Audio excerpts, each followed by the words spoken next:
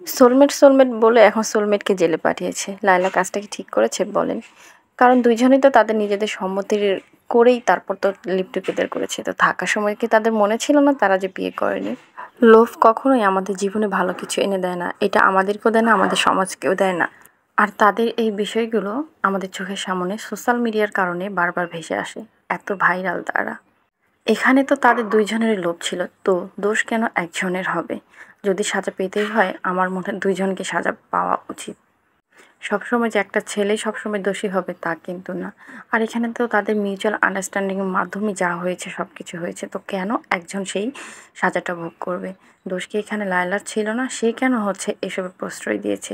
বিয়ে ছাড়া একসঙ্গে থাকতে সমস্যা নেই, কিন্তু যখনই ছেড়ে চলে যায় তখনই সমস্যা, তখনই হয়ে যায় মামলার আসামি।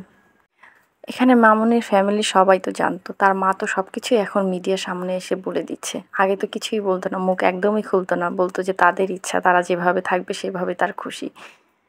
তাহলে এখন কেন সে সব কথা বলতেছে? সে কি তার ছেলেকে বোঝাতে পারে নাই? এত লোভ আসলে কারোই ভালো না। এখন তো লোভ যা করছে তার তো পরিণাম মানে ভোগ করতেই হবে। হ্যালো এভরিওয়ান, আসসালামু আলাইকুম। আশা করি সবাই ভালো আছেন। আর আজকের এই ভিডিওটি কে কোথায় থেকে দেখছেন অবশ্যই কমেন্ট করে জানাবেন। আপনারাও কি আমার মতো ফেসবুকে এইসব ভাইরাল ভিডিও দেখতে দেখতে বোর হয়ে গেছেন? একদম বিরক্ত ধরে গেছে, মনে চায় যে এদেরকে ব্লক করে দেই, এদের ভিডিওগুলো যেন সামনে না আসে।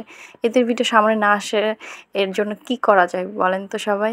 যাই হোক, এদের কারণে তো ফেসবুক খোলাই যায় না, মানে ফেসবুকে স্ক্রলিং করাই যায় না, বারবার এসব চলে আসে। আর এদিকে তো আমার এই রুম পরিষ্কার করতে করতে আর এই কাপড় গোছাইতে গোছাইতে গোছাইতে দিনকাল চলে যায়। বাচ্চা যার বাসায় আছে সে তো অনেক ভালো করেই জানে, হাজারবার করে এই একই কাজগুলো করতে হয়।